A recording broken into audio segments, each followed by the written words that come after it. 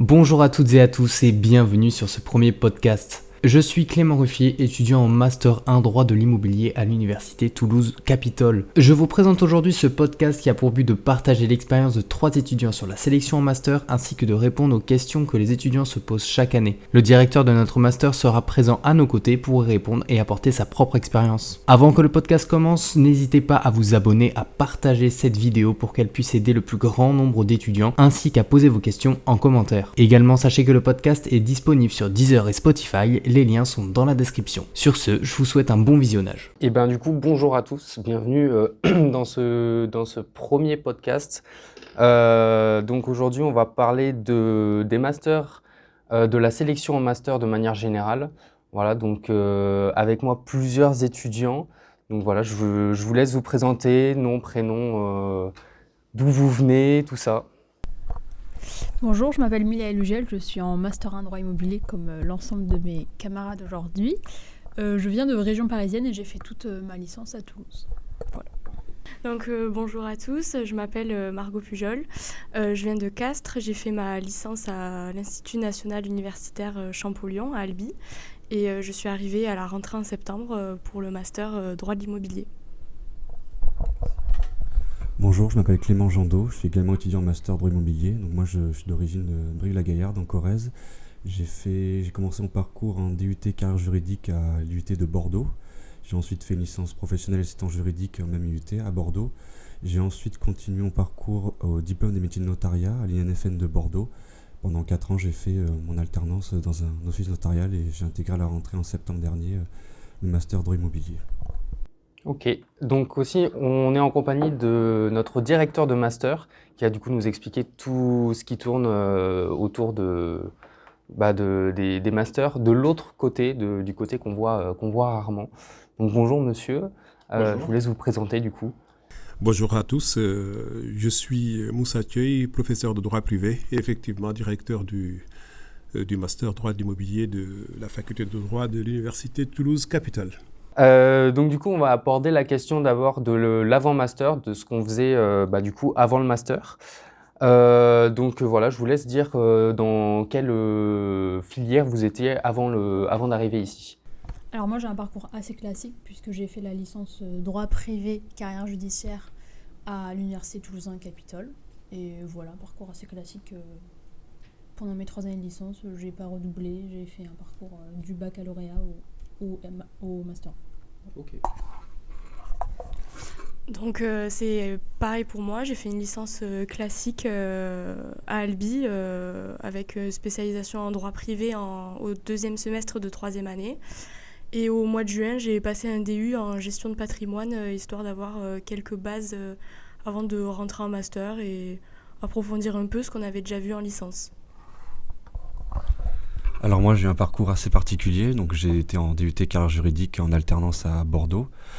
J'ai ensuite continué en licence professionnelle, assistant juridique, toujours en alternance dans un office notarial.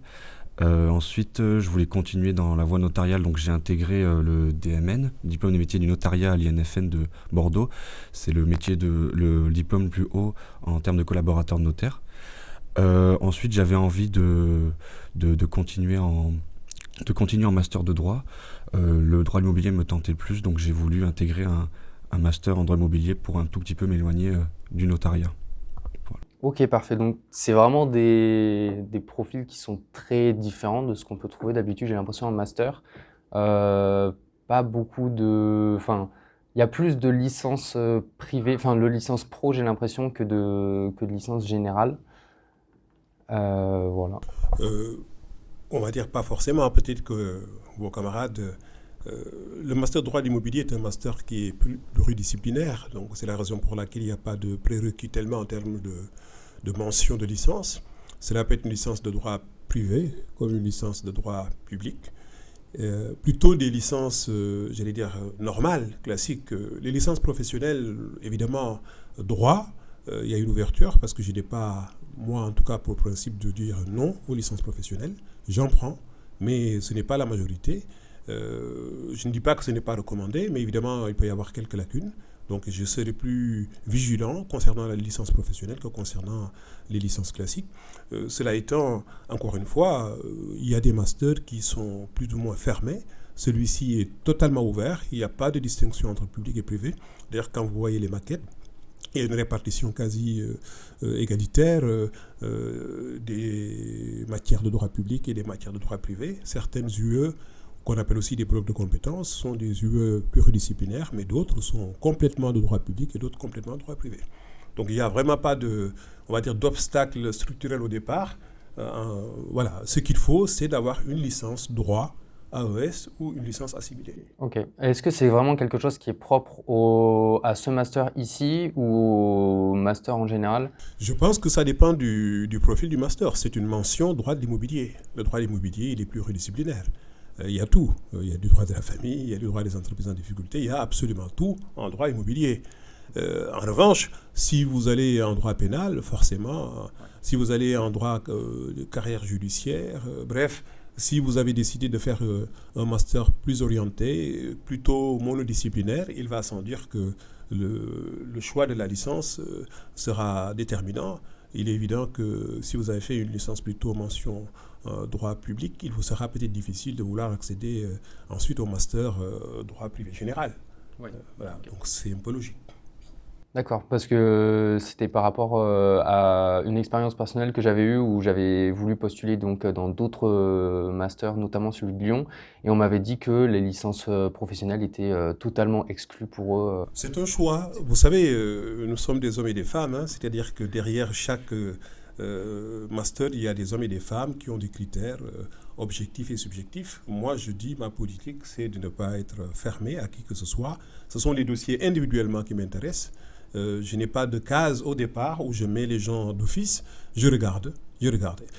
C'est la raison pour laquelle quelqu'un qui a une licence professionnelle et qui me paraît intéressant, je lui ouvre la porte, sachant que mon premier critère, c'est avant tout le dossier. Okay. Donc je ne peux pas me permettre d'écarter un étudiant qui remplit les prérequis en termes de formation, c'est-à-dire droit AES ou assimilé, alors qu'il a d'excellentes notes par ailleurs. Et finalement ne pas le prendre et prendre à côté quelqu'un qui aurait des notes moindres, qui n'aurait pas forcément un dossier en termes subjectifs meilleurs. Donc c'est un choix, voilà, je dirais même pas d'une université ou d'une faculté, ça dépend finalement de la commission. Il faut dire que quand je dis je, c'est excessif parce que c'est une commission qui délibère, évidemment sous la direction du responsable du master, voilà, qui fait quand même l'essentiel du travail.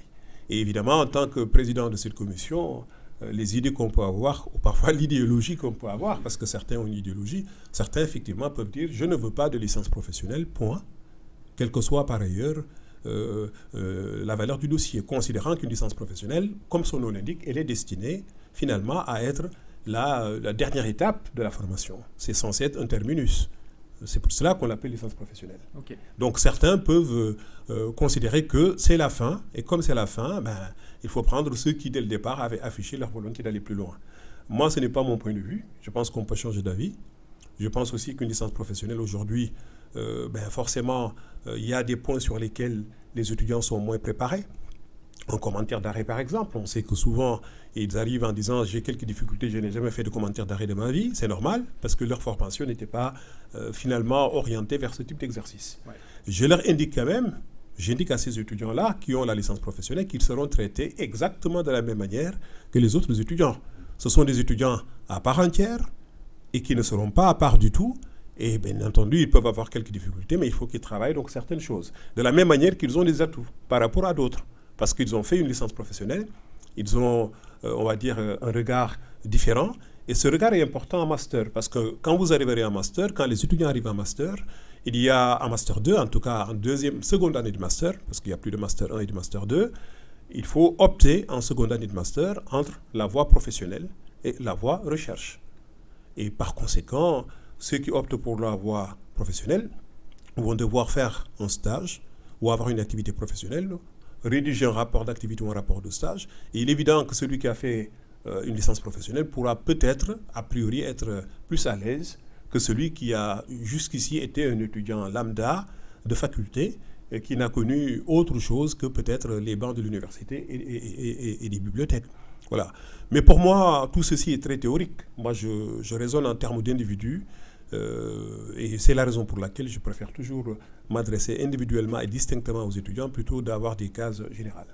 Voilà. Ok. Donc peut-être que mon collègue de Lyon, lui, il avait une autre vision, peut-être, mais je ne conteste pas ni ne critique ce choix, mais ce choix n'est pas le mien. Ok, ouais, c'est vraiment spécifique à chaque directeur. Ben oui, parce que quand on est directeur, on est responsable pédagogique. Ouais. D'ailleurs, le terme adéquat, la formule adéquate, c'est responsable pédagogique.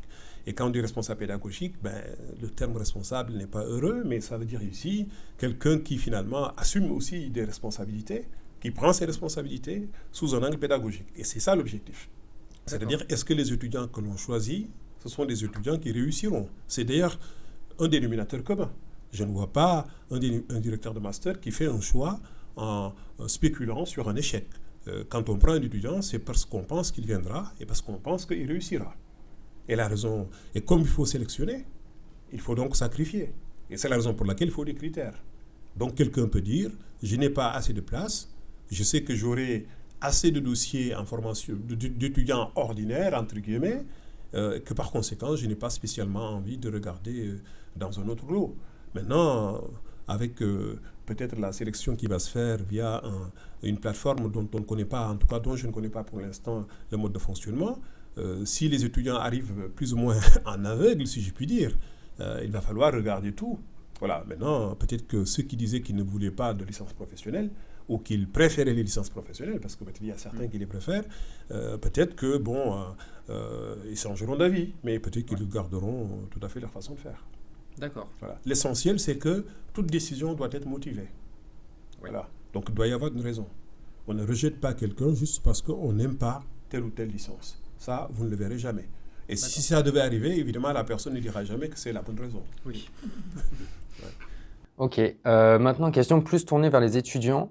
Est-ce que le master immobilier, c'était vraiment le master que vous vouliez au début, ou est-ce que vous avez fait plusieurs choix de licence, ou est-ce que c'était vraiment encore une grosse hésitation au moment où vous avez postulé en master? Alors moi, au début de l'année, quand j'étais à l'INFN, je voulais continuer dans le domaine notariat. Donc évidemment, j'avais visé le master droit notarial. Et puis, après 4 ans, au bout de la 4e année d'expérience, j'avais eu comme ambition aussi de postuler ailleurs, notamment en droit immobilier, en me disant que peut-être qu'à la fin, je voudrais me tourner vers une autre direction que le notariat.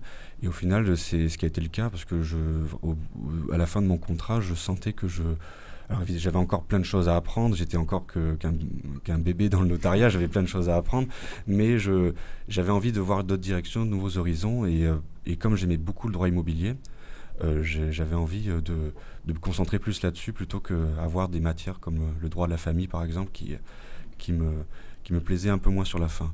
Mais du coup, oui, non, je ne regrette pas d'avoir changé. Ça m'a permis du coup de pouvoir changer de direction et de voir ailleurs que le notariat. Et évidemment, en droit immobilier, on retrouve aussi des matières en lien avec le notariat. Donc je suis quand même aussi assez content, puisqu'il y a des matières que j'ai déjà vues, que j'ai pratiquées. Et donc le fait de pouvoir le retrouver cette année, c'est disons un confort pour moi par rapport peut-être à certains étudiants qui n'ont pas pu côtoyer ces matières.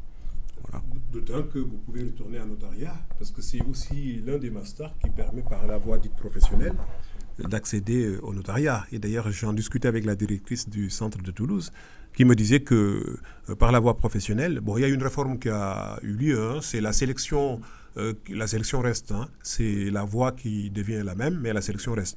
Et qui me disait que le profil qui est en tête parmi les sélectionnés, en tout cas à Toulouse, ce sont des étudiants qui ont le master droit d'immobilier.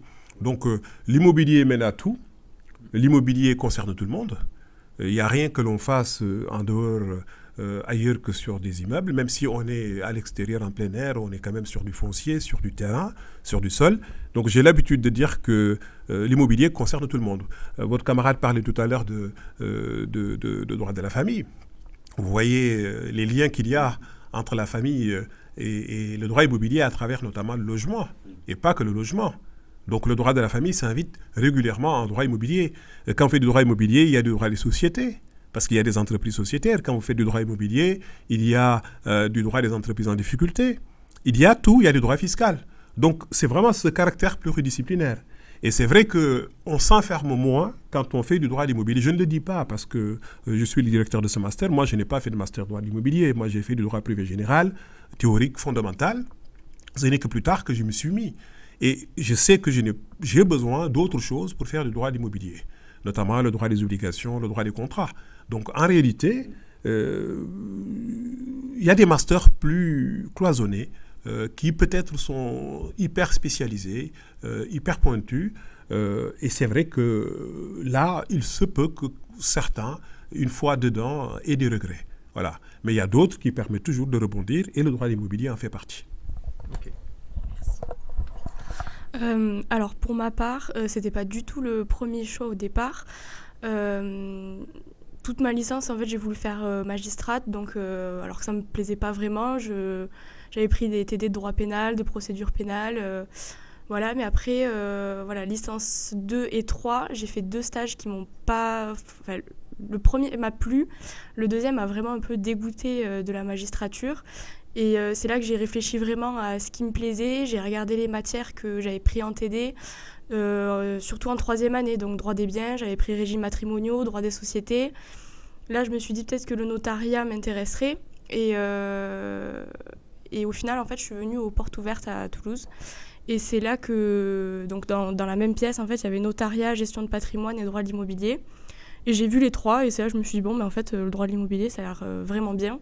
Et au final, c'est devenu mon premier choix. Et voilà, au final, j'ai eu celui que je voulais, mais c'était un peu un choix tardif. Ouais, c'était encore en hésitation. Oui, voilà. Je pense que c'est le cas de beaucoup d'étudiants encore. Et oui, moi aussi, c'était par volte-face à la dernière minute. Pendant toute ma première année et deuxième année, je voulais faire droit pénal. Okay. J'ai fait en L3 un DU droit pénal qui m'a plu, mais je sentais que c'était limité et que c'était très fermé à la fin du M2, donc soit à avocature ou magistrature, mais que c'était très fermé, qu'on ne pouvait pas faire d'autres métiers, alors que je pense qu'on peut en faire beaucoup plus, mais j'avais dans l'esprit très fermé.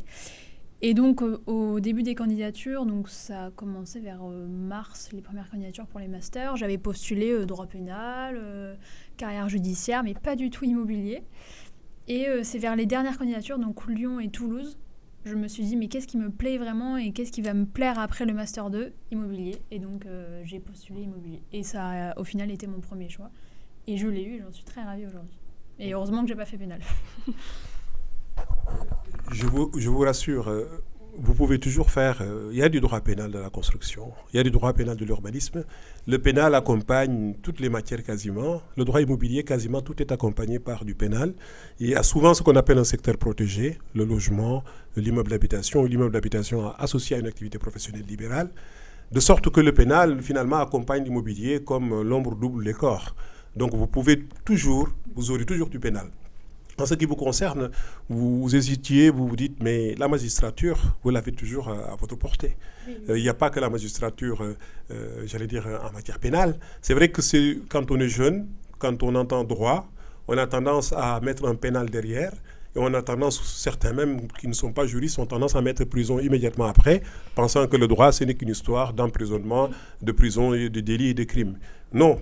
L'immobilier mène à tout. Moi, il m'est arrivé d'aller former pour une journée, former, le mot est peut-être excessif, mais en tout cas, faire une journée, oui, de formation, en tout cas de diffusion auprès de magistrats. Il m'est arrivé d'aller au tribunal judiciaire de Toulouse, qui à l'époque était le TGI.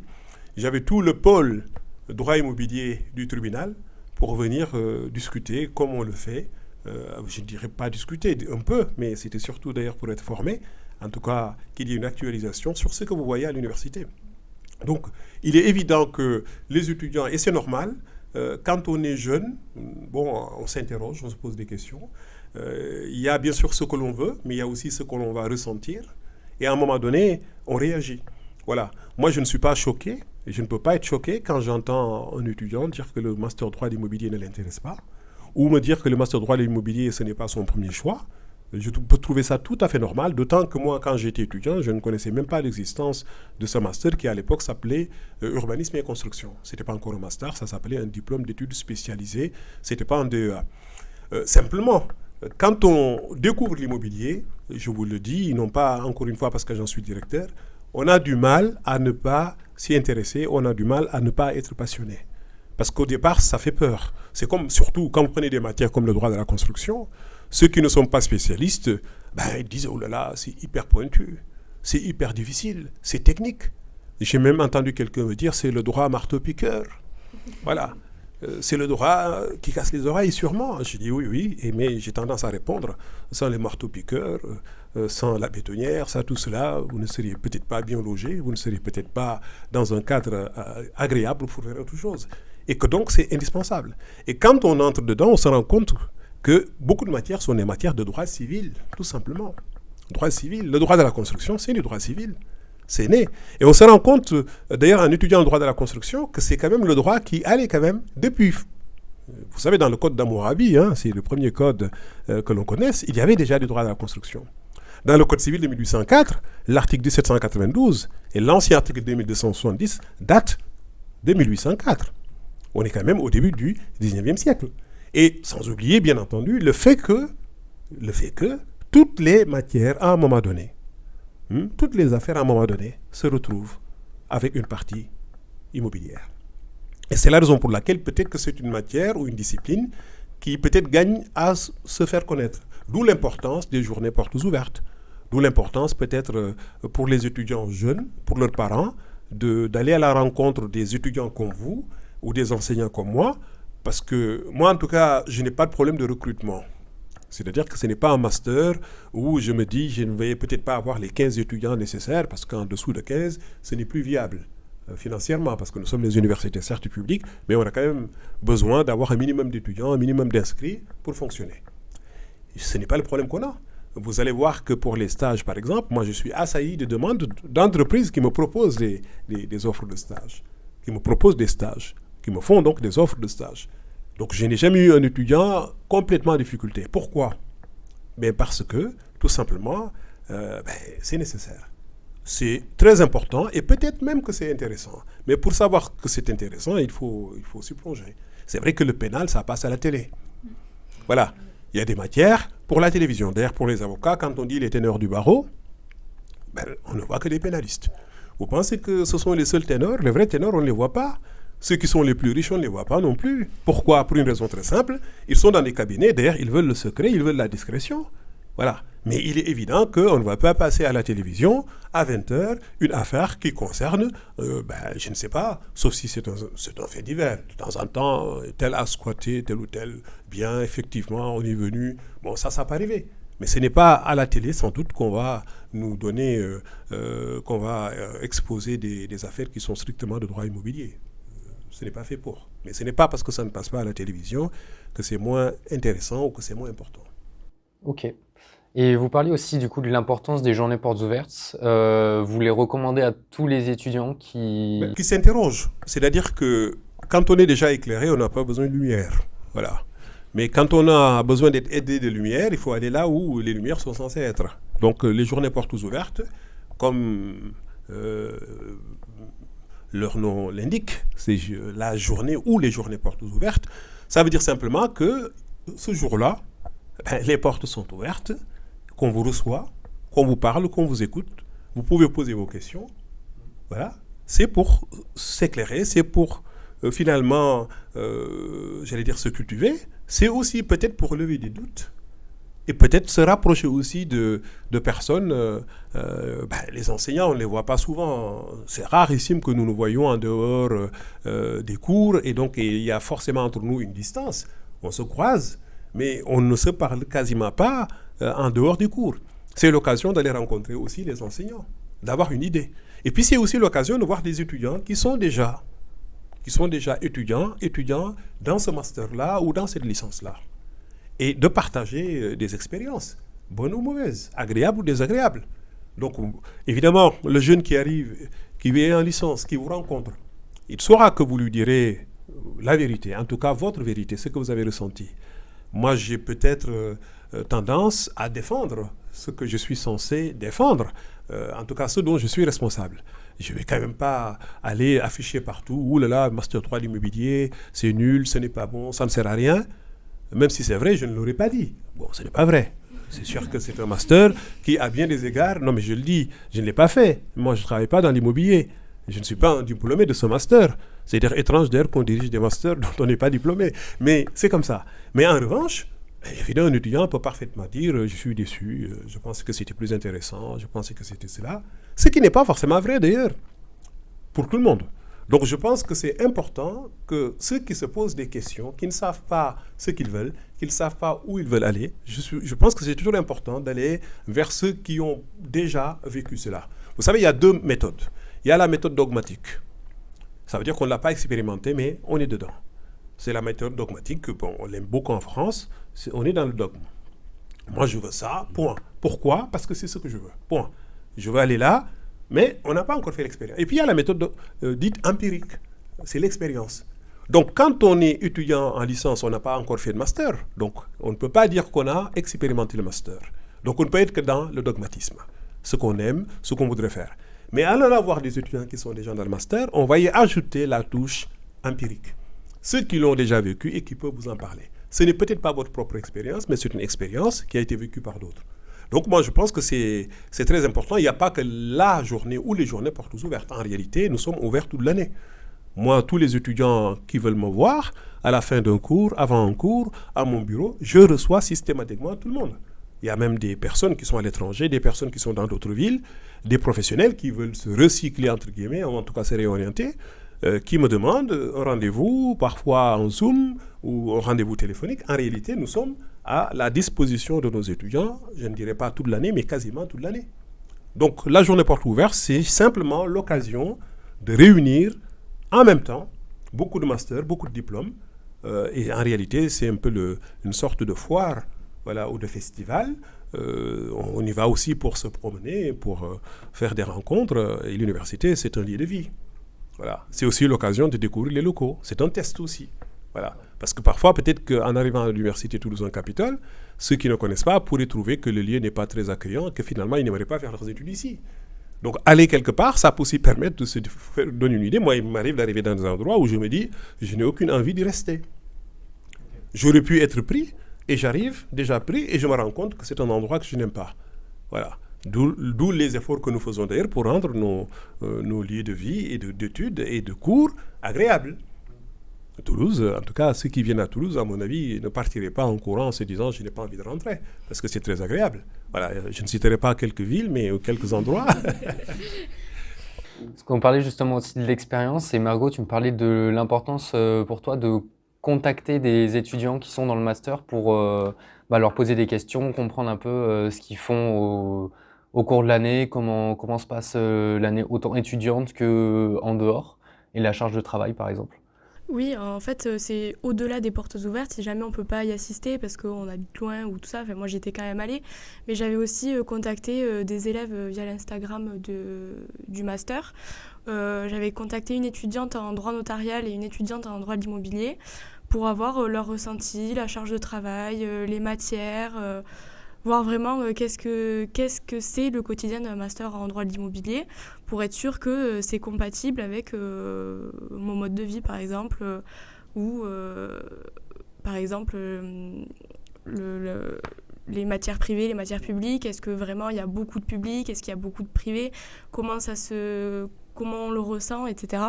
Et c'est vrai que c'est bien d'avoir le point de vue de quelqu'un qui est vraiment dans le master. Parce que c'est vrai que pendant les portes ouvertes, on n'a pas forcément le temps de discuter de comment ça se passe toute l'année. Donc on nous explique la maquette, le contenu des cours. Mais parler sur Instagram, par exemple, à un étudiant, c'est plus proche. Et au final, l'étudiante que j'avais contactée pour me donner des renseignements est devenue ma marraine, en fait, avec le parrainage. Voilà. Première question, dans combien de masters chacun avez-vous postulé ? Beaucoup. Alors pas une centaine, mais je pense au moins une quarantaine. Mais parce que j'ai fait toutes les villes, Amiens, Lille, j'étais perdue. Ouais, donc très éloigné voilà, de tout ce j'ai tout misé. Voilà. Ok, ça marche. Pareil, j'ai fait à peu près toutes les villes en France à part Paris et la Nouvelle-Calédonie. Hein. Je suis même allée postuler jusqu'en Corse au cas où. Mais voilà, j'ai postulé une trentaine de masters à peu près. C'était surtout du droit notarial parce qu'il n'y avait pas beaucoup de droit de l'immobilier, je trouve, en France. Droit de l'immobilier, j'avais postulé à Perpignan et à Brest. À Lyon aussi, je crois. Et voilà, après, c'était de la gestion de patrimoine, du droit civil général et du droit notarial. Ok. Alors moi, c'était pareil, environ une vingtaine. C'était beaucoup aussi droit notarial, master en droit notarial. Master en droit immobilier, j'ai postulé qu'à Toulouse. Mais après, le reste, la plupart, c'était que en droit notarial, environ, de mémoire, je dirais 25 en tout postulation, mais un seul en droit immobilier. Non, pour ma part, je disais que parce qu'on a vraiment l'impression, enfin j'ai l'impression qu'on a vraiment des expériences différentes. Vous avez postulé dans énormément de masters et c'est justement pas du tout mon cas à côté. J'ai postulé que dans 4 masters. Je savais que je voulais faire du droit de l'immobilier après un stage, donc j'ai postulé uniquement dans 4 masters du coup de droit immobilier et j'ai eu la chance du coup d'être pris dans au moins un. Mon conseil, je pense qu'il faut multiplier les candidatures parce qu'il n'y a pas de risque. On ne peut pas vous dire que vous êtes dispersé. En réalité, ce sont les mêmes masters, ou en tout cas les mêmes catégories, mais dans des endroits différents, parce qu'on propose les mêmes choses un peu partout.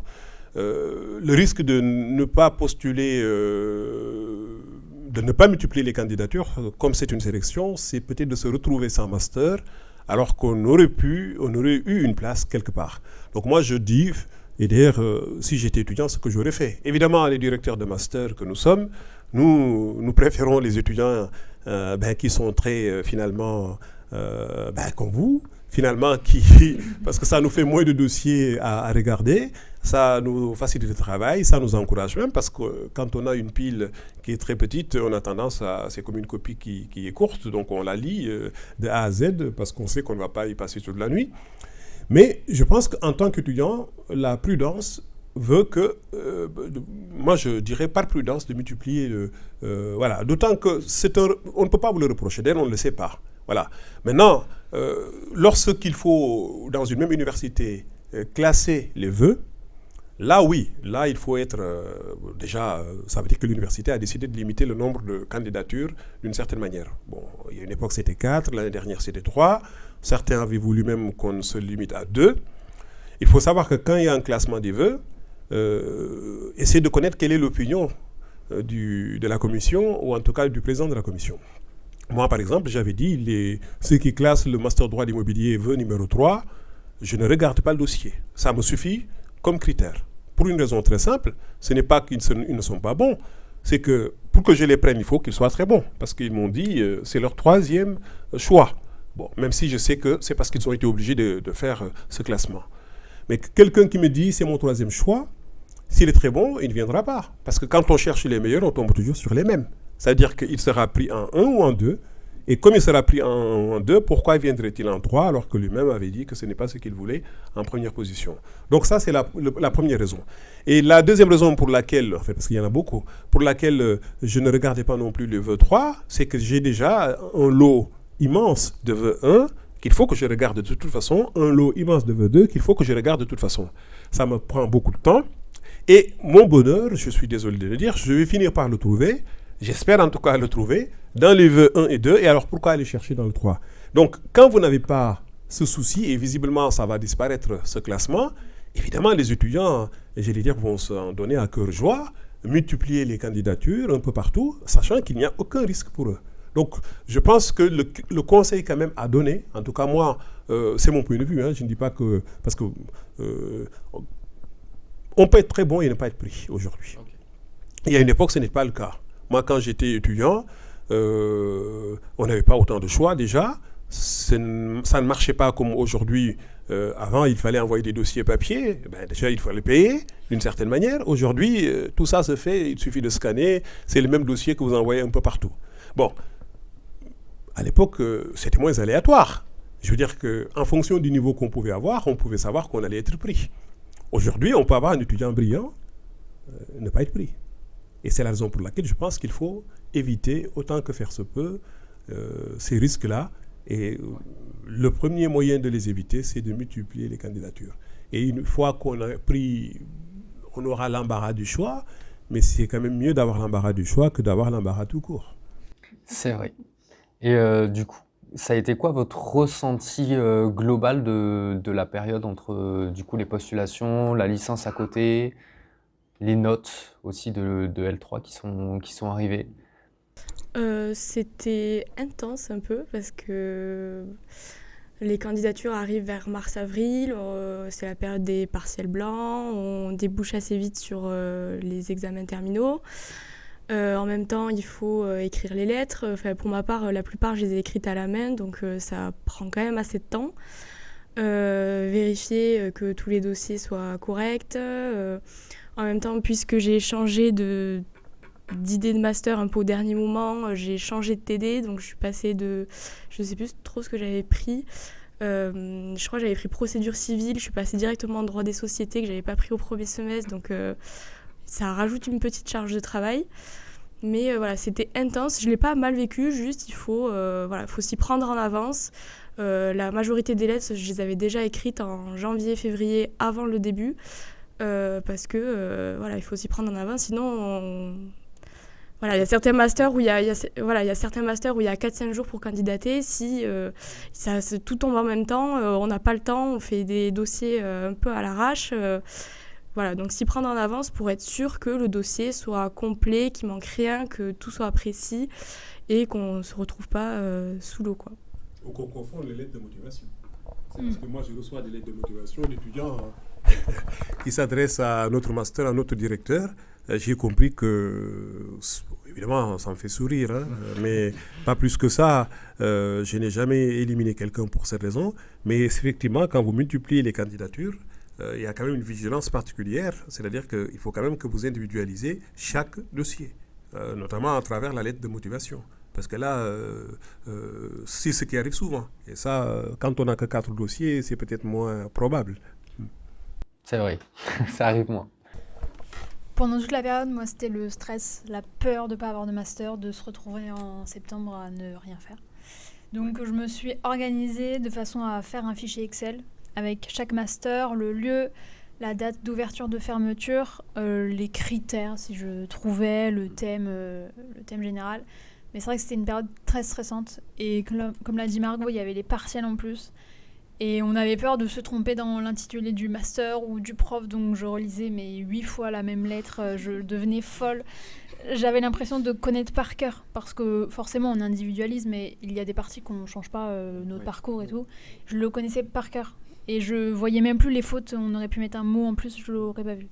Donc c'est une période où on devient un peu fou, mais quand on a enfin le mail pour nous dire « vous êtes accepté », là c'est... Ouais, ça soulage. Voilà, un accouchement. On accouche de 6 mois de stress, de doute, d'appréhension, mais au final, on est très heureux aujourd'hui. Mais c'est vrai qu'il y a un an, pile, tout ça commençait et c'était sympa. Ouais, puis il y a un an, on pensait pas en être là maintenant. Ah oui, on n'imaginait pas. Moi, j'imaginais même pas, je savais pas dans quelle ville j'allais être. Mais heureusement, on est à Toulouse maintenant. Alors moi, comme je partais du postulat où je m'étais dit que je venais de licence professionnelle, donc je savais qu'au niveau de l'aide des motivations, des CV de tous les dossiers, je me suis dit que je devais être hyper carré, disons que que rien ne devait être négligé. Donc pareil, je me suis pris très tôt, en février, janvier, et pareil, donc comme j'avais fait beaucoup de candidatures, j'ai dû individualiser tous les dossiers et faire vraiment une lettre de motivation parfaite.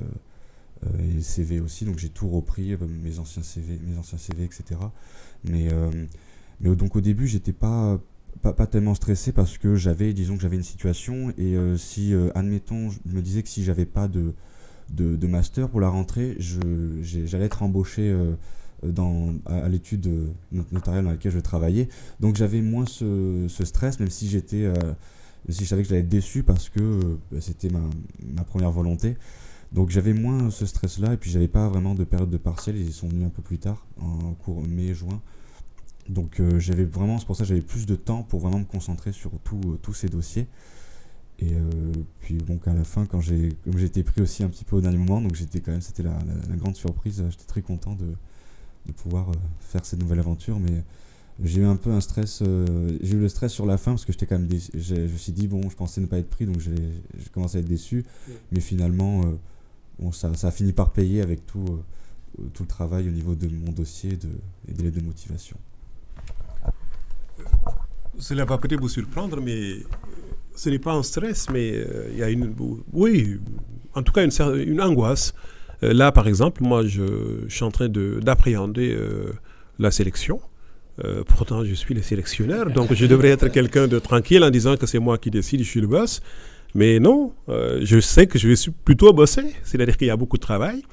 Et là, quand on nous dit qu'il y a une plateforme nationale, mon master, et qu'il n'y aura pas de classement de vœux, que les étudiants auraient droit chacun à 10, je ne sais pas quoi, et je suis en train de me dire, je vais avoir 10 000, 15 000, 20 000, 2 000, 3 000 pour 30 places, et que je vais donc arrêter de vivre à partir du mois de mars, et que je vais passer tout mon temps, toute ma vie à regarder des dossiers et à dire non, parce qu'il va falloir dire non à ceux qui ne sont pas sur les 30, en tout cas en dehors de la liste d'attente. Et ça, je vous le dis, ça inquiète beaucoup, cela angoisse beaucoup, cela stresse donc beaucoup ceux qui sont appelés à vous sélectionner. Parce qu'ils se disent, ça ne sera pas possible. Et évidemment, bien entendu, ce n'est pas le même stress que celui d'un étudiant. Et c'est d'ailleurs pour cette raison-là qu'il y a certains directeurs de master, et j'en fais partie, certains professeurs tout simplement, qui considèrent que ce système mérite d'être modifié, réformé. Les étudiants vivent des moments terribles, leurs parents aussi. Moi, j'ai reçu pour la première fois de ma vie des appels de parents qui venaient de découvrir qu'il y avait un risque d'apprendre que les études de leur gamin ou de leur gamine venaient de se terminer en licence.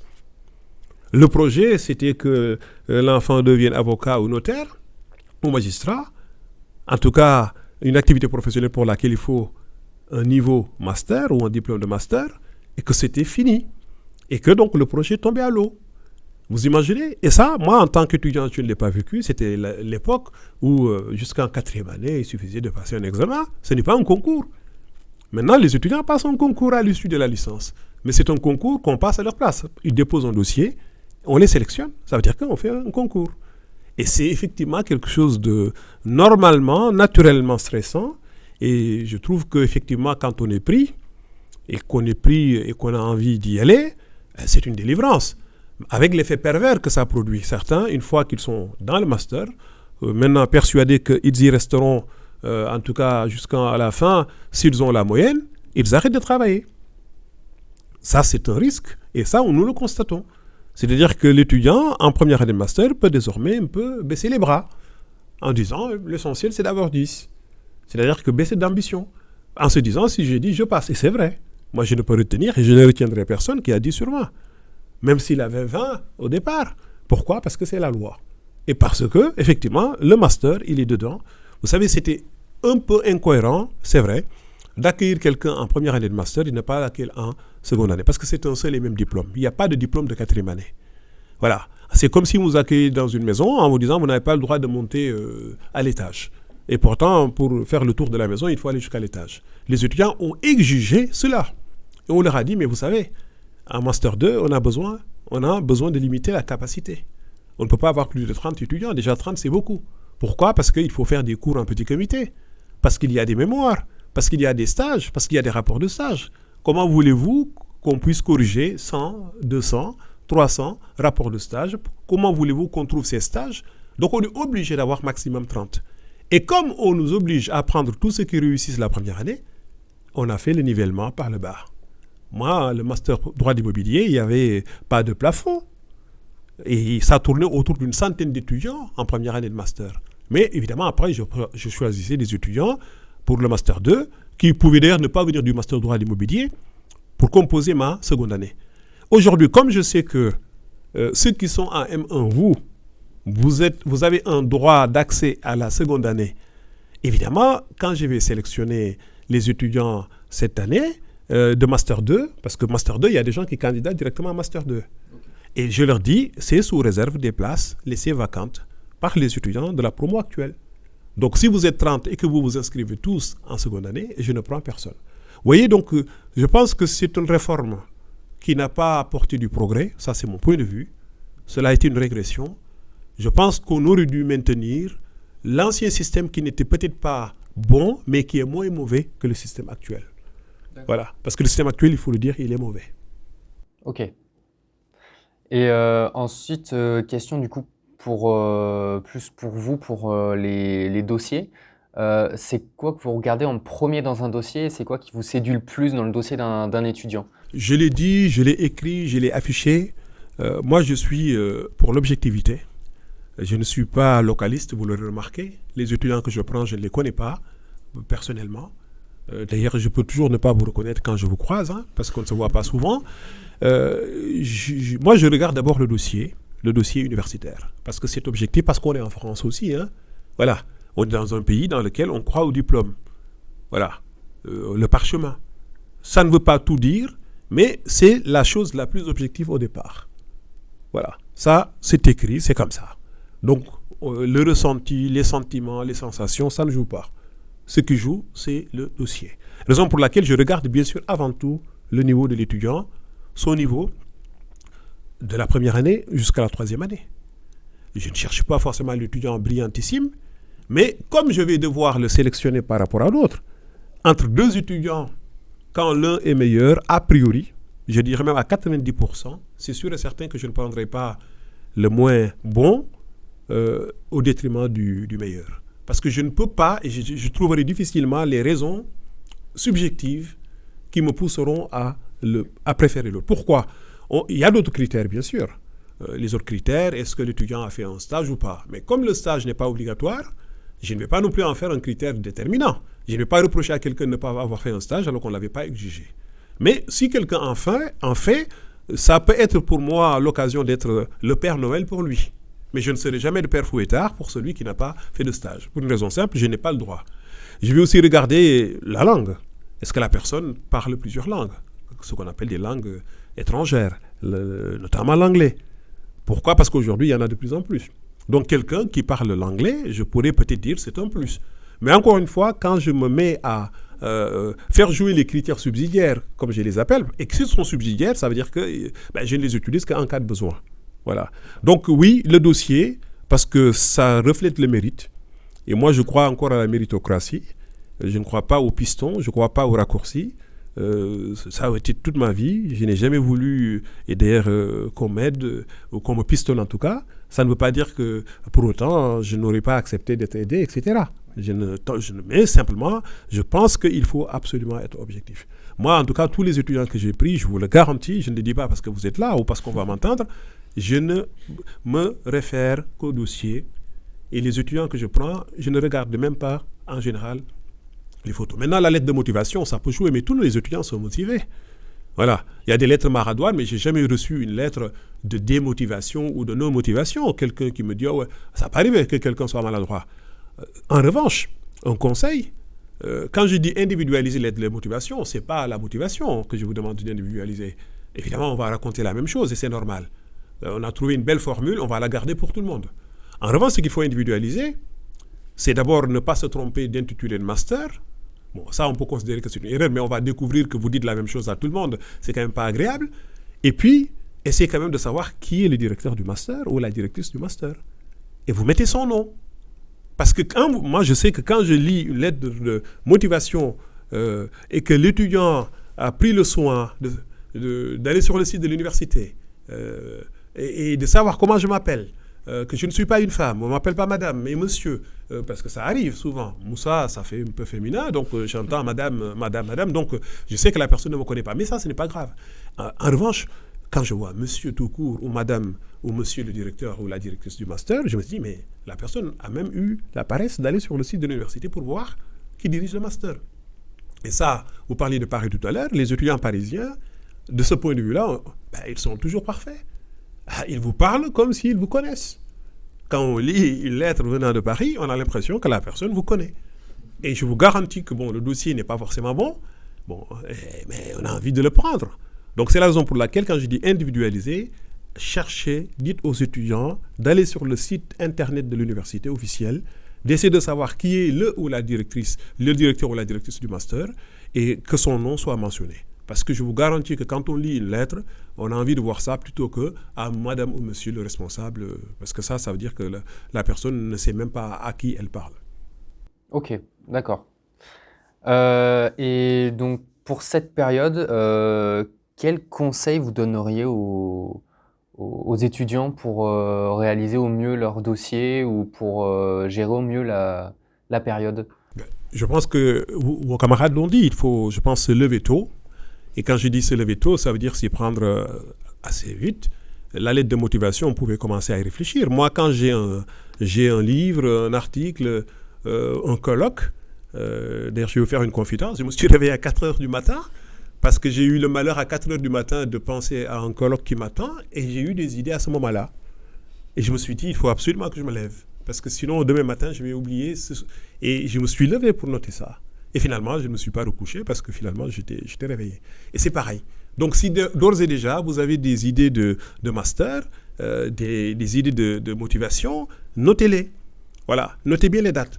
Préparez le dossier. Il ne faut pas attendre le dernier moment pour déposer son dossier parce qu'il peut y avoir des pannes informatiques aussi.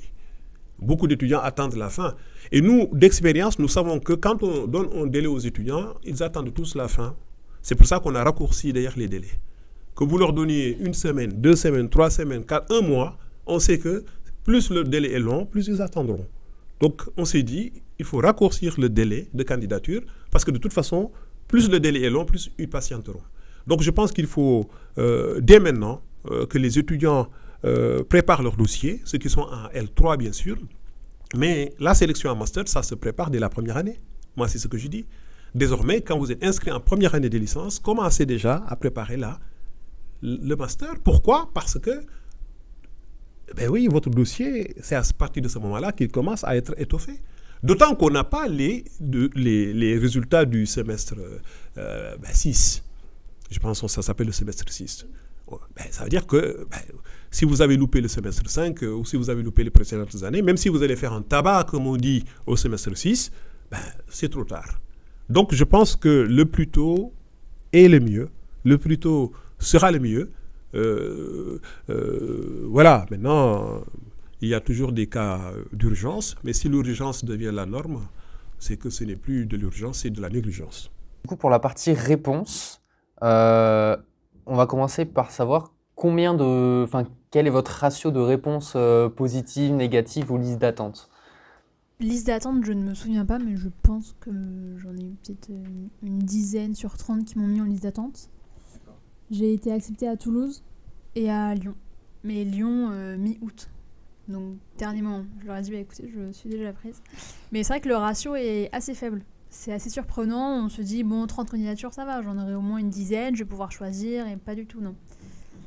Et donc, oui, c'est assez surprenant. Ouais, c'est 2 sur 30. Ouais, c'est pas beaucoup, oui. Oui. Ok. Voilà, mais ça a suffi. C'est vrai, c'est le principal. Mais 4. C'est pareil pour ma part, donc j'avais postulé à une trentaine de masters. J'ai eu 2 réponses positives, donc c'était Toulouse et Perpignan.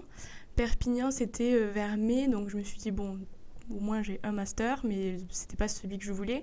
Après, il y a les 30 refus qui se sont accumulés pour avoir Toulouse en dernier, c'était fin juin, je crois, les réponses. Donc voilà, à Toulouse, c'était un peu le soulagement, mais c'est vrai que pendant 2 mois, on voit refus. Les listes d'attente, je crois que j'en ai eu 2, j'étais rang 70, 80, 90, bon, c'est autant dire que c'est un refus. Et voilà, donc 2 acceptations pour 30 demandes. Ok, un faible ratio encore. Moi, c'est à peu près pareil. Alors, c'était sur environ entre 25 et 30 candidatures. J'ai été en liste d'attente 3 fois sur 3 dossiers, dont le master de mobilier à Toulouse. Et j'ai fini par être accepté. J'ai eu une acceptation, c'était celle-ci, cette candidature, fin août. Donc, je suis repassé. J'étais plus en liste d'attente, je suis repassé. J'étais accepté. Voilà. Okay. Pour mon expérience personnelle, c'était 3 refus coup sur coup. et après, liste d'attente sur Toulouse. Mais après, j'ai eu ma réponse, heureusement, assez rapidement. Donc voilà. Pareil, pour vos dates de réponse, est-ce que c'était tardif aussi ou est-ce que ça a été finalement assez rapide? Je crois que les résultats, c'est le 24 juin. Mm. Et moi, j'ai pas été prise tout de suite. Donc j'étais très stressée parce que donc j'avais pas d'acceptation pour l'instant. Et c'est arrivé, je crois, au bout de 2 semaines. J'avais envoyé des mails. J'étais désespérée, prenez-moi, prenez-moi. Et j'ai été prise. Mais pas tout de suite. Mais c'est encore plus stressant, je trouve, la période de doute. La liste d'attente, c'est horrible. Parce qu'on n'a pas de classement. Ouais, il y a certains masters qui font pas de classement et qui d'ailleurs... Ce n'est pas indiqué, mais moi je classe toujours. Je classe toujours pour moi, parce qu'en fait, le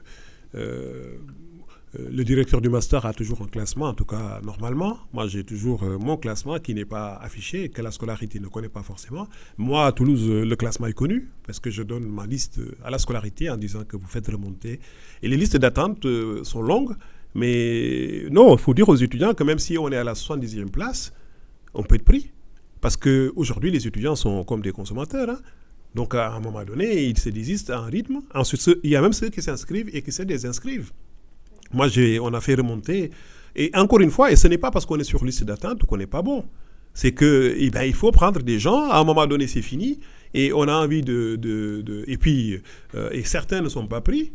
Moi-même, j'ai une liste d'attente officieuse, c'est-à-dire de personnes pour qui c'est non. Mais je me dis, si ma liste d'attente ne suffit pas, je les ferai remonter. Pourquoi je le fais? Parce que si je ne fais pas cela, et qu'à un moment donné, il y a des places qui sont libres, je ne veux plus remettre mon nez dans les dossiers. C'est-à-dire devoir à nouveau aller voir le dossier pour savoir ce qu'il y a à l'intérieur.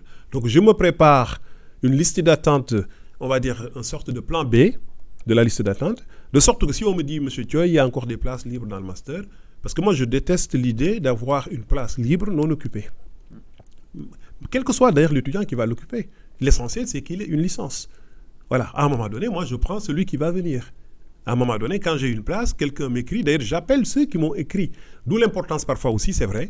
Ça peut paraître énervant, ça peut nous énerver de recevoir des mails. Mais le fait de recevoir des mails d'un étudiant qui dit « je n'ai toujours pas de master », j'avais candidaté, j'avais déposé un dossier, parce que s'ils n'ont pas déposé de dossier, ce n'est pas la peine en revanche. Là, effectivement, je dis « je garde les mails ». J'ai dit, bon, comme il m'a écrit hier, ça veut dire que lui, si je le prends, il viendra. Et il peut ne pas être aussi bon, finalement, que des personnes que j'ai refusées. Mais comme je sais que c'est une personne disponible, je vais l'appeler. C'est d'ailleurs à cela que sert le numéro de téléphone que vous indiquez.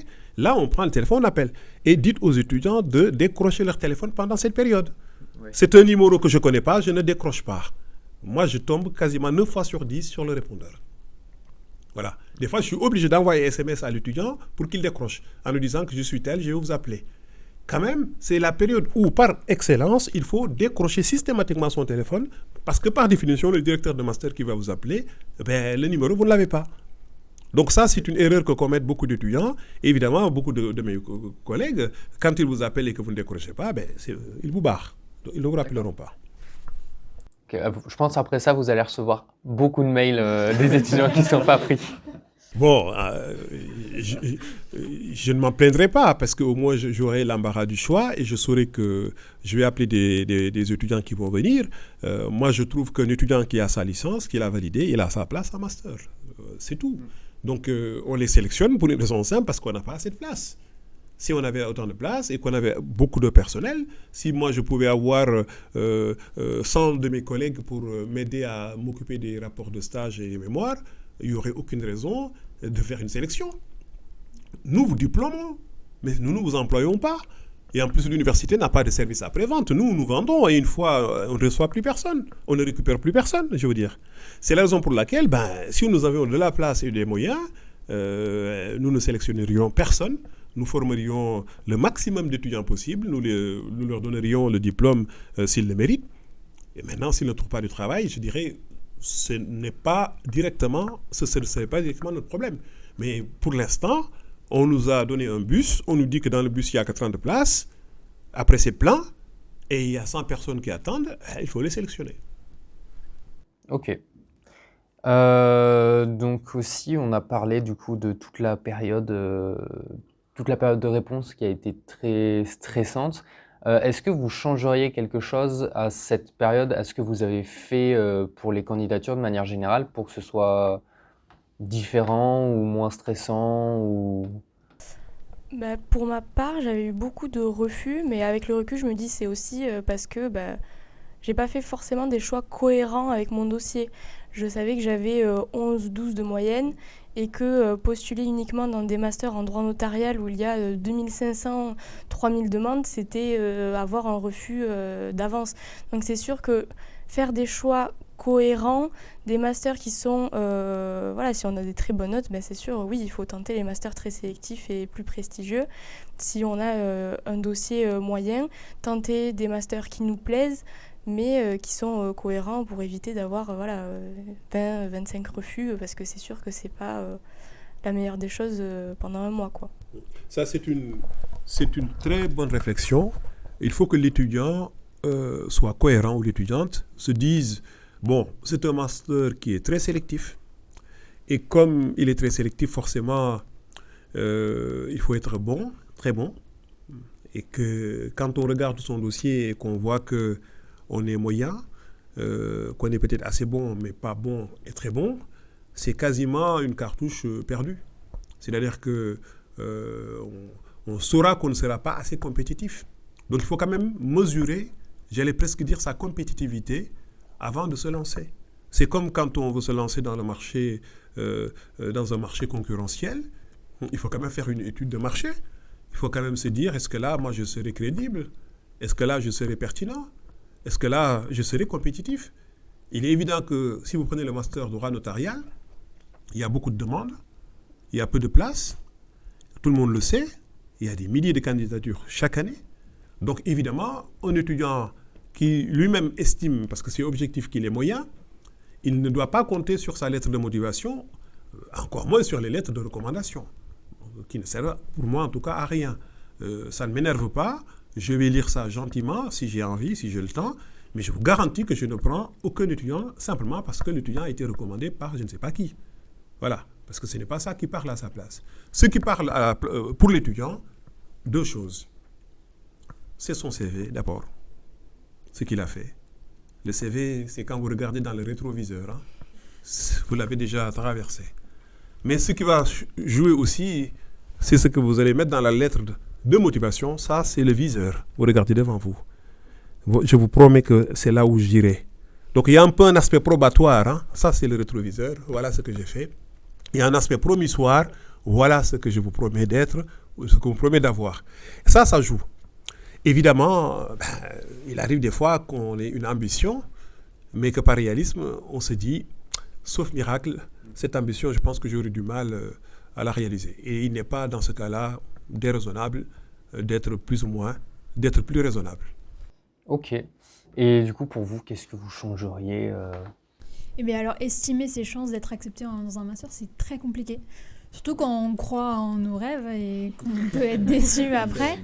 Et oui, voilà, en fait, il faut être lucide et se faire un plan de carrière, entre guillemets, se dire où est-ce que j'ai le plus de chances d'être accepté, demander à des amis leur avis objectif. Et après, faire un tableau de probabilité. Est-ce que j'ai des chances d'être accepté là? Et est-ce que vraiment ça me plaît? Ou est-ce que ça va me plaire pendant 2 ans, mais après, toute ma carrière, ça va pas me plaire? Moi, c'était ça en pénal. Je me suis dit, ça va me plaire pendant 2 ans, mais après, qu'est-ce que je vais faire? Et l'immobilier, je me suis dit, ça va me plaire pendant 2 ans, mais ça va me plaire tout le temps après, parce que c'est tellement large qu'on peut faire plein de choses. Mais donc non, je changerais pas grand-chose à part être plus cohérente dans mes choix au début. Et être plus lucide. Mais dès le début, dès mars. Et pas à la fin. Ça marche. Alors moi, peut-être que j'aurais changé quelque chose parce que j'avais postulé qu'en droit notarial au départ et je savais que ça allait être très compliqué, qu'ils ont le master en notarial a beaucoup de demandes et qu'ils prennent aussi des dossiers, disons, très bons. Et que comme je venais d'une voie plus professionnelle, je savais qu'ils ont plus de, pas de mal, mais plus de difficultés à prendre ce type de profil, on va dire. Et donc peut-être que j'aurais peut-être dû postuler dans d'autres masters, à plus de masters droit immobilier ou droit gestion de patrimoine, ce que j'avais vu en notariat dans ma formation.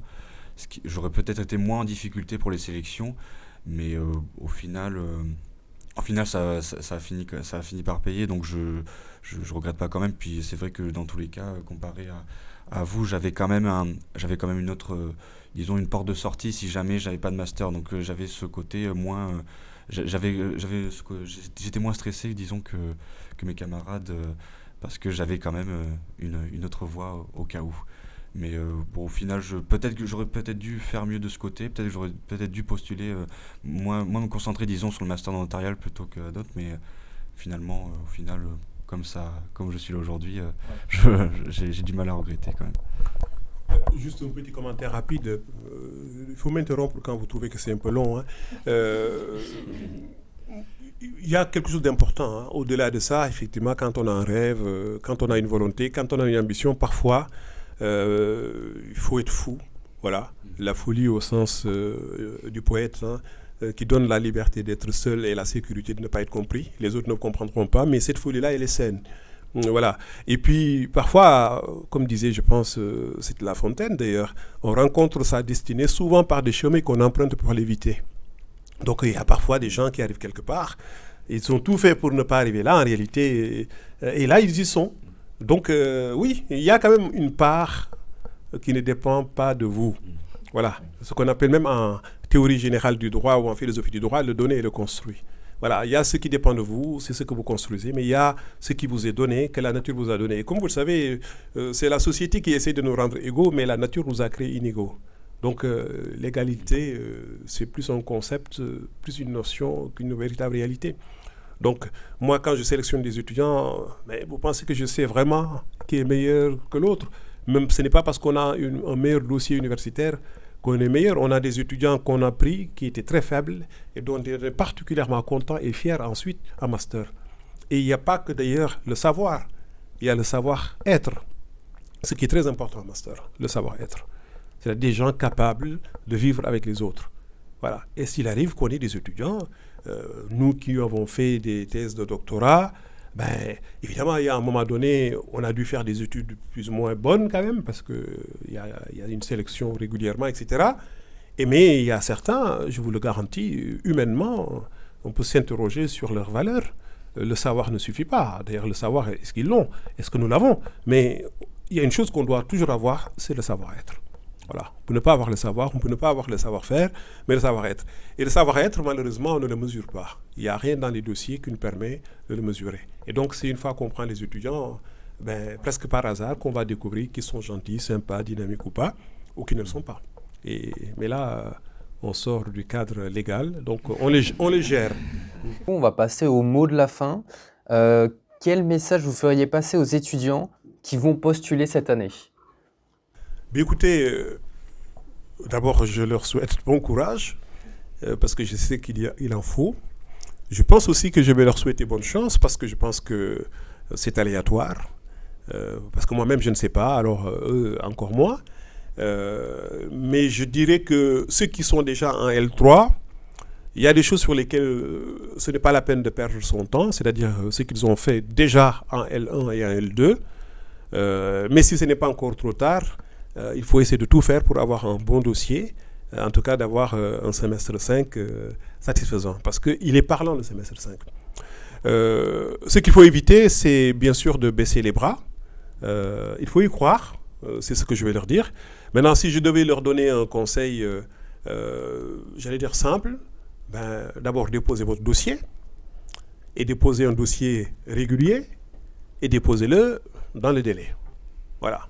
Ça, c'est sûr que si vous loupez la période ou si vous déposez un dossier qui est incomplet, c'est comme ne pas avoir la tenue correcte exigée pour entrer en discothèque.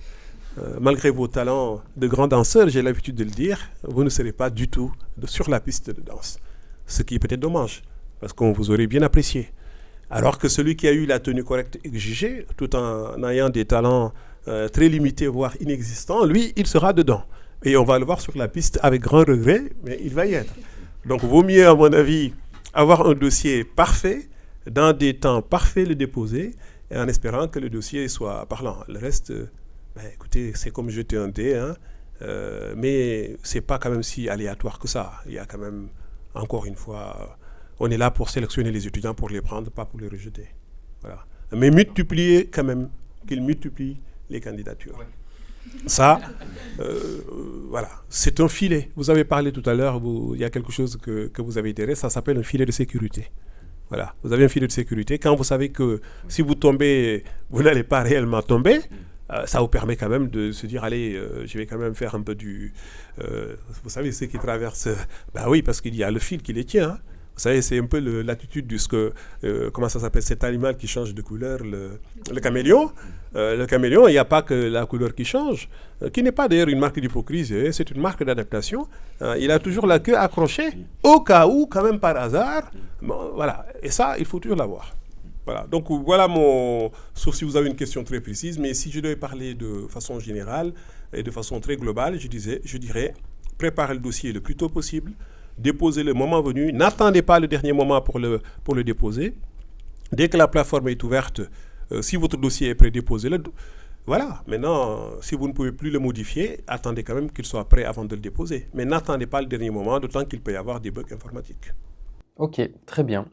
Eh bien, à vous maintenant pour la même question. Quel message vous feriez passer aux étudiants qui vont postuler cette année ? Alors, je leur dirais bonne chance. Surtout d'essayer d'être un peu réaliste et de prendre du recul sur son dossier. Bien faire un peu une rétrospective de la licence, qu'est-ce qu'on a aimé, qu'est-ce qui nous a moins plu. Bien regarder les plaquettes aussi avant de postuler en master, parce que c'est vrai que des fois le master 1 les matières de la première année de master peuvent nous plaire, mais pas celles de la deuxième, voir les débouchés, donc bien se renseigner sur les masters qu'on demande. Et voilà, bonne chance et ça va bien se passer.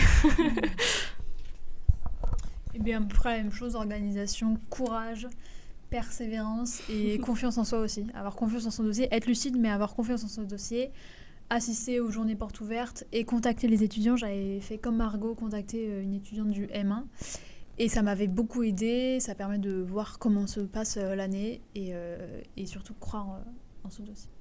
Contacter un étudiant à l'esprit positif. Hein. Oui, bien sûr, bien sûr. Ah oui, en plus, on peut tomber sur une étudiante qui est complètement perdue et qui déteste le master. Moi, j'ai eu la chance, ça s'est pas passé comme ça. Mais sinon, contacter d'autres étudiants. Voilà. Ok. Alors moi je leur dirais s'ils sont en première année, deuxième année ou même au début de troisième année, essayer de faire des stages en amont pour voir s'ils ont une idée en tête, de voir ce qui pourrait leur plaire et ensuite s'orienter vers le master qui leur correspondrait le mieux par rapport à la branche dans laquelle ils ont fait le stage. Et sinon, comme mes camarades aussi, soigner son dossier, avoir une candidature individualisée, se renseigner sur le master, les plaquettes. Comme a dit Monsieur Thioy, essayer de voir le nom du directeur du master, etc. Des choses que parfois que moi-même j'ai pas fait attention quand j'ai fait mes candidatures cette année ou l'année précédente. Et vous n'êtes pas parisien? Malheureusement non. Et voilà. Et faut s'accrocher et croire et que même si on a des refus au départ, faut pas baisser les bras et toujours s'attendre à ce qu'une réponse positive. Moi-même, j'ai une réponse positive au tout dernier moment, 10 jours avant la rentrée. Donc, même si on est en liste d'attente, tout n'est pas terminé. Il y a encore de l'espoir. Voilà. D'ailleurs, j'ajouterai une chose, et ça, ce n'est pas un conseil, c'est un témoignage. Je ne vous connaissais pas.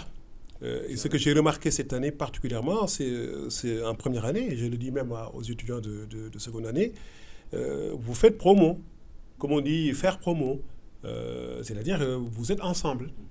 Dynamique, et je vous vois très actif, très dynamique, vous participez spontanément. Et ça, je ne pouvais pas le savoir du tout.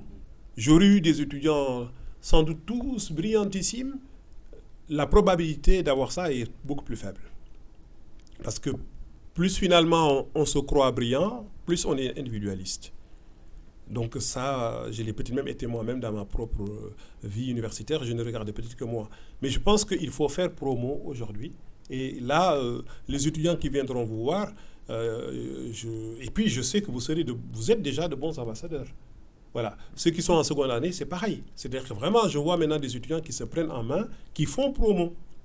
Et c'est important. D'autant qu'à la fin de la seconde année, c'est la dernière année universitaire pour la plupart, vous ne vous reverrez qu'entre professionnels. Et que quand vous reviendrez à l'université, et d'ailleurs je le souhaite, un jour vous reviendrez dans le master en tant que professionnel pour témoigner, pour partager votre expérience. Bon, peut-être que certains resteront même à l'université parce qu'ils vont faire un mémoire et devenir peut-être professeurs. Tu voulais rajouter quelque chose ? Oui, petit conseil pour justement éviter de se tromper dans l'intitulé, c'est quand on regarde la plaquette du master, regardez le directeur ou la directrice et juste googliser le nom et regarder à quoi ressemble la personne. Mais moi, ça m'a beaucoup aidé. Et justement, j'avais regardé les vidéos d'Europa, je crois, sur la présentation des directeurs de master. Mais vraiment, regarder à quoi ressemble le master, puisque quand on va écrire une lettre, c'est bon, on va pas le tutoyer parce qu'on le connaît pas, mais savoir à qui on s'adresse. Et ça permet aussi d'avoir une idée. Bon, c'est juste une photo, mais ça permet de se dire il a l'air sympa, je vais postuler là. Oh, je suis contente de postuler. Oula, non, je postule, mais je reste prudente parce qu'il a pas l'air très aimable. Et c'est vrai que Oui, c'est important. Bon, moi, je suis quelqu'un d'assez. Je ne suis pas physionomiste du tout, de sorte que je ne reconnais pas forcément physiquement les gens. Et puis, les étudiants, on en voit tellement que forcément, on ne peut pas les connaître. Il y a certains qui sont doués, qui sont physionomistes. Mais ce qui peut être gênant, c'est que l'étudiant est face à son enseignant, mais ne sait même pas qui c'est. Cette année, il m'est arrivé à l'oral. J'étais là, j'appelle un étudiant, j'attendais, il n'entrait pas. C'était à l'oral, c'était le master patrimoine. Donc je suis sorti pour lui dire, mais vous venez ou pas? À un moment donné, il y a un étudiant qui est venu, qui entre, qui regarde, et finalement il est venu passer avec moi, il a commencé. J'ai l'impression qu'il ne m'avait jamais vu de sa vie, alors qu'il était mon étudiant, c'est pas que je l'ai sélectionné. Il a été mon étudiant. Et la première question que je lui ai posée, est-ce que vous savez qui je suis? Parce que j'avais des doutes. Donc ça, c'est un peu gênant. C'est-à-dire qu'évidemment, mettre un... Et puis bon, qu'on le veuille ou pas, même si c'est ce qu'on appelle le délit de faciès, quand on voit quelqu'un, on peut se faire une petite idée, à tort ou à raison. Et bon, moi, je ne l'ai jamais fait, je ne suis jamais allé regarder. Mais c'est vrai que aujourd'hui, on peut aller regarder, savoir à qui on a affaire. Et puis quand on a rendez-vous avec quelqu'un, il vaut mieux savoir à quoi il ressemble, et peut-être parfois même à qui il ressemble. Une fois, j'avais un étudiant, d'ailleurs, que je voyais à la BU. Je ne le connaissais pas, qui était en doctorat, que je ne connaissais pas. On se croisait. Bon, moi, je marche toujours très vite, etc. Bon, il ne m'a jamais dit bonjour, moi non plus. Et un jour, il m'envoie un mail, je ne savais pas qui c'était. Lui, il ne savait visiblement pas physiquement qui j'étais. Il me connaissait de nom, mais ne me connaissait pas physiquement. Donc, je lui donne rendez-vous à mon bureau à la manufacture des tabacs. Je l'attends, il arrive, il frappe à la porte. Voilà. Je dis oui, entrez. Il ouvre la porte, il recule tout de suite. Et il referme la porte. Bon, je me suis levé, je suis allé lui dire, mais qu'est-ce qui se passe? Je vous ai dit d'entrer. Il est entré complètement décomposé. Bon, on a discuté, parlé. Et à la fin, moi, je ne suis pas si sérieux que ça, pour ne pas dire que je ne suis pas sérieux du tout. Et donc, ça a un peu dérivé. On a discuté, plaisanté. Et puis, avant de partir, il m'a avoué une chose. Il m'a dit, je suis vraiment désolé. J'ai dit, pourquoi? Il m'a dit, vous savez pourquoi j'ai reculé quand je vous ai vu? Je lui ai dit, non. C'était bizarre, mais je ne sais pas. Il m'a dit, c'est parce que je vous connais de nom depuis longtemps. Je vous croise souvent à l'université, mais je ne savais pas que vous étiez M. Choi. Et comme je n'ai jamais eu la politesse de vous dire bonjour, et je vous ai demandé un rendez-vous sans savoir que c'était vous physiquement, vous m'avez accepté, j'arrive. En fait, j'avais honte. Et je lui ai dit, écoutez, je ne vous ai jamais dit bonjour non plus, donc on est quitte. Par conséquent, soyez à l'aise. Vous voyez, donc s'il m'avait googlisé, comme on dit, peut-être qu'il aurait vu ma photo et que donc il aurait évité cette petite expérience douloureuse. C'est vrai, sans doute que ça peut servir, oui. Ok, ben, je pense qu'on en a fini avec cette édition. Merci beaucoup d'avoir répondu présent à l'invitation. J'espère que ça se refera sous différentes formes. Voilà, et merci aussi d'avoir suivi ce podcast, premier du nom. N'hésitez pas du coup à vous abonner, vous connaissez la chanson de toute façon, à mettre la cloche pour les prochaines, à liker. Voilà, je mettrai dans la description l'Instagram du master si jamais vous voulez du coup nous contacter. Voilà, n'hésitez pas. Aussi, si jamais la vidéo sort à temps, n'hésitez pas non plus à venir nous voir aux journées portes ouvertes qui seront, si je ne dis pas de bêtises, le 11 février 2023 à Toulouse. Voilà, donc venez nombreux et on répondra avec grand plaisir à toutes vos questions. Merci beaucoup.